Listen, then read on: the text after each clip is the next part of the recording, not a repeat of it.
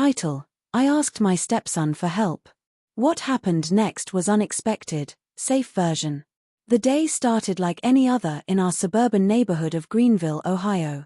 The birds chirped through the open windows as sunlight spilled across the worn wooden floors of our modest family home.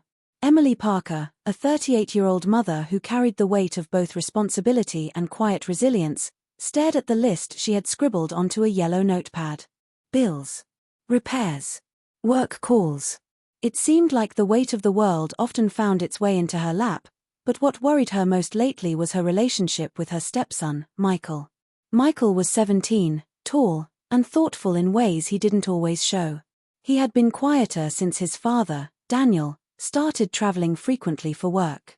The house often felt hollow when Daniel wasn't there, and Emily could sense that Michael struggled with his father's absence just as much as she did.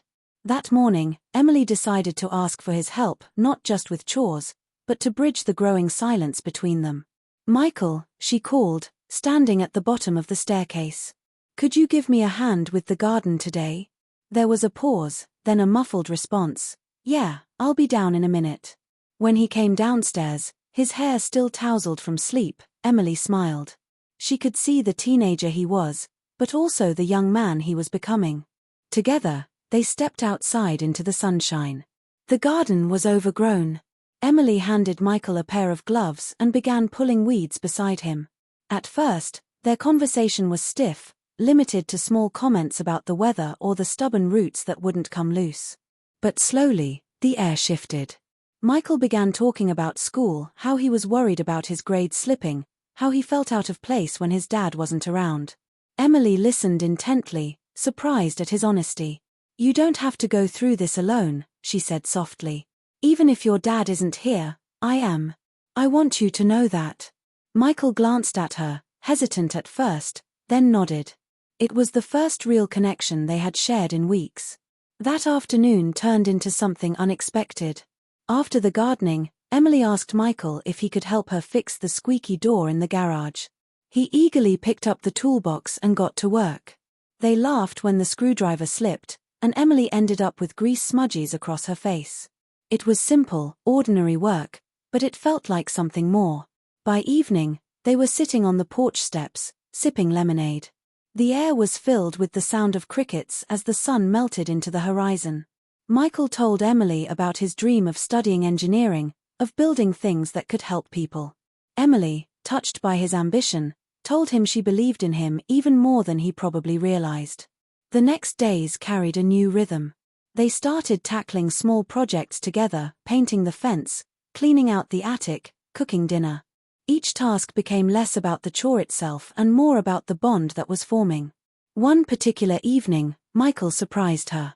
She had been struggling to assemble a new shelf in the living room, frustration mounting, when he walked in and quietly took over. In minutes, the pieces fit perfectly. You just have to follow the diagram, he explained, a teasing grin on his face. Emily laughed, shaking her head. You're better at this than I am. You asked for help, he said with a shrug. That's what I'm here for. It was in that moment Emily realized something. Asking for help hadn't just fixed her garden or her shelf.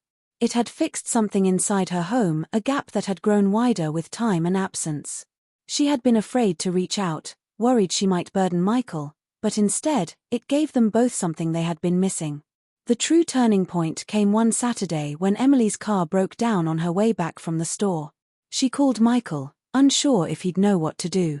To her surprise, he showed up within 20 minutes, tools in hand, determination written across his face.